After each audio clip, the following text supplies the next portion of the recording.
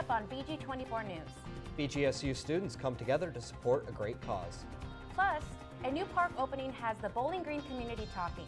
We'll have a quick look at your campus and community sports. We'll also take a look at your full black weather forecast. Welcome to your Campus and Community Connection.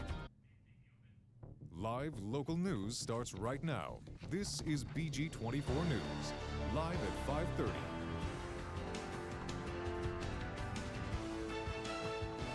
Good evening, everyone. I'm Nick Dombey. And I'm Lexi Martinez. Thank you for joining us tonight.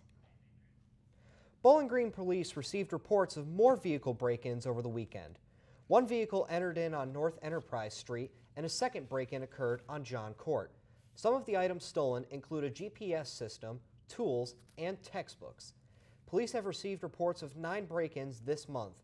Residents are urged to lock their vehicles at all times.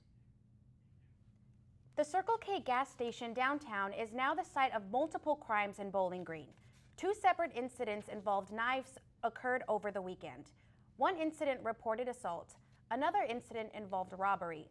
Police installed a camera at Circle K to help with their investigations.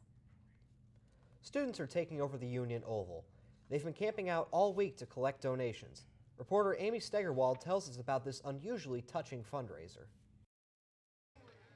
Alpha Tau Omega fraternities surprised students once again with an unusual philanthropy event. ATO is home to the popular head-shaving event, Toe Cuts. This BGSU chapter is now taking on the challenge of camping out the entire week in the Union Oval to raise money for the homeless. Philanthropy Chair Stephen Eckstein explains that standing out in front of peers is a part of the challenge. The whole purpose is we stand out, we collect donations, food, clothing, and monetary to give to the homeless society. President of Alpha Tau Omega, Cameron Murray, says homelessness is a bigger problem than we think. I think what's really important to us is that people experiencing homelessness is a real thing, and it's a thing that affects a lot of people, and it's a thing that we as society kind of tend to turn the other cheek to. Members of ATO will be in the Union Oval until Thursday night collecting donations. Reporting for BG24 News, I'm Amy Stegerwald. Alpha Tau Omega has raised over $1,000 so far. And now Connor Eli joins us with a look at your campus and community sports. Connor? Thanks, Lexi. The BGSU team tried to keep the tradition alive at a relay meet over the weekend. Falcons swim and dive team hosted the Tom Stubbs Relay. Stubbs was inducted into the BGSU Athletics Hall of Fame in 2007, and the Falcons used that as inspiration. BGSU competed against 4 other teams: Toledo, Oakland, Youngstown State, and Akron. The 200 medley relay was the first race of the day. The Falcons finished second, just 16/10 of a second behind Akron. The Falcons also placed second in the 3x100 butterfly relay with a time of 2 minutes and 54 seconds, and BGSU was second in 3x100 backstroke relay. Over the next 3 events, the Falcons turned in 3 third-place finishes in the 800 freestyle relay, the 400 medley relay, and the 200 freestyle relay.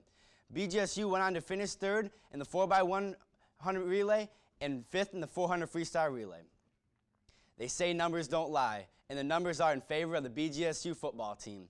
The Falcons travel to Kent State, Ohio for a matchup against the Golden Flashes this weekend. BGSU has won 5 out of the last 6 meetings between the 2 teams. A win would make the Falcons 6-2 overall for the first time in 11 years, and it would be BGSU's 16th straight win over a MAC East team. Some impact players are coming into the game are Roger Lewis and Matt Johnson, and the numbers get even more favorable. Roger Lewis has more than 1,000 receiving yards in 7 games this season. Quarterback Matt Johnson has thrown for 10 touchdown passes in the past 2 games, and he has thrown for almost 2,900 yards this season. Now back to you, Lexi. Thanks, Connor. Last week, the College of Arts and Sciences at Bowling Green State University welcomed alumni John Rydell, a graduate from 1965. Rydell worked as a sales manager for KABC Television in Los Angeles for over 4 decades. He wants students to learn the good and bad within the industry. What is the right thing to do as a broadcaster and what your responsibilities are to your community that you serve? It's a business, and we're there to generate revenue. And many times it's running sales. I knew we were going to lose money, but I also understood we were doing the right thing for the community. Rydell said he enjoyed his 40-year career in television sales and marketing. He reminded students that it's important to do what you love when choosing a career. Well, the Wild and Out comedy show returned to BGSU for homecoming weekend. Reporter Alan Hunt was at the show. On Friday, the 2015 Wild and Out Comedy Show was one of several events to kick off BGSU's homecoming weekend. The event began with a musical tribute to Black Lives Lost to police brutality. The comedy show consisted of various improv games in which teams earned points for audience laughter. Organizer Gerard Poole says the purpose of the event was to produce unity among campus organizations. I wanted to get back to the old original BG before I got here. They said a lot of times they used to just kick it. And what that means is all these organizations used to just get involved and produce a great show. And that's all I wanted to do. From the time you walk in Wild and Out, give you nothing but good vibes. The event also served as a fundraiser for the Poole and Powell Unity Scholarship, started by 2 BGSU juniors in the spring of 2015. During the show, 2 students were awarded scholarships for actively promoting unity in their surrounding community. Scholarship recipient Drew Ashby King says he applied for the scholarship to voice his efforts toward campus unity. It really just is encouraging to keep doing the work that I'm doing, helping other people and really creating a positive impact on the community here. Reporting for BG24 News, I'm Alan Hunt. Organizer Jared Poole says he plans to partner with the University of Toledo for the next Wild and Out event.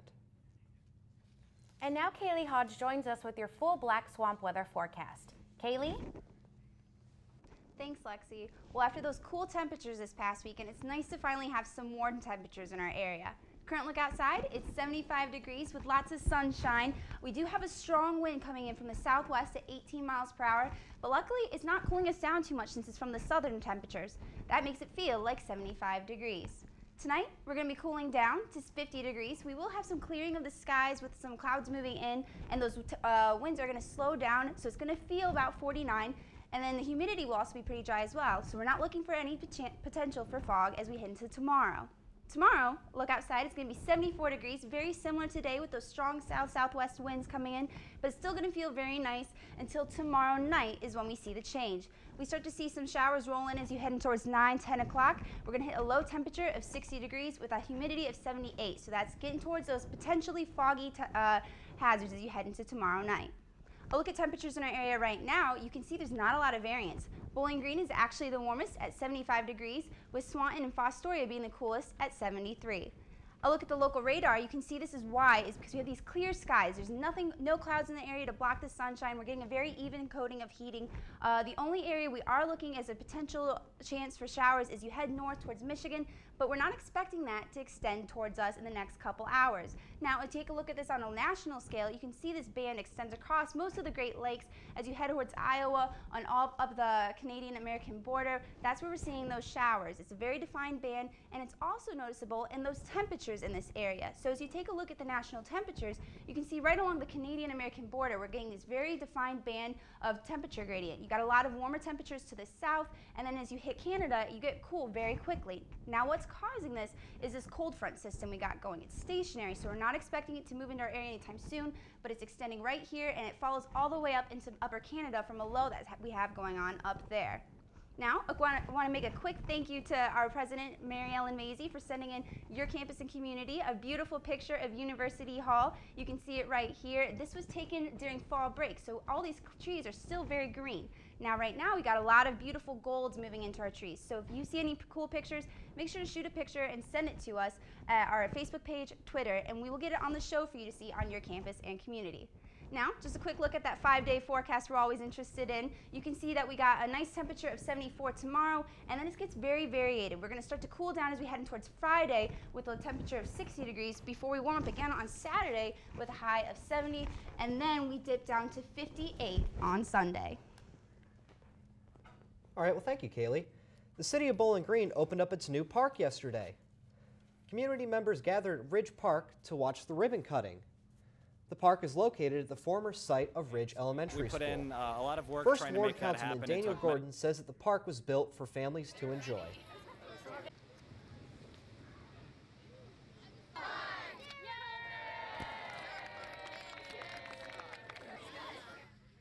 So, sorry for those technical difficulties. Plans are being made to expand the park, including adding trees and bike racks.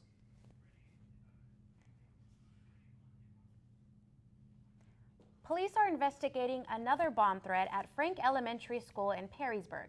It happened this morning. This is the second threat in Perrysburg in less than 2 weeks. The Perrysburg School District is asking families to contact police with any new details. A new project for a new bridge over I-75 is currently underway. The Ohio Department of Transportation started the project last week. The bridge would replace the southbound and northbound bridge over Route 6. Traffic delays will continue over the next few weeks as the bridge is completed. The Ohio House of Representatives passed a bill yesterday that protects victims of cyber harassment. The bill prohibits intentional abuse or threatening language on social media outlets. The bill is now heading to the Ohio Senate for further consideration. All right, so it seems like we got a great week ahead of us. How's it looking, Kaylee? Well, there's going to be a lot of fluctuations, actually. We're looking at some high temperatures. On Wednesday, we're looking at a high of 74, so it's going to be very similar to today. But then, as you head throughout the week, it's going to fluctuate so much that we're actually going to get to 58 on Sunday.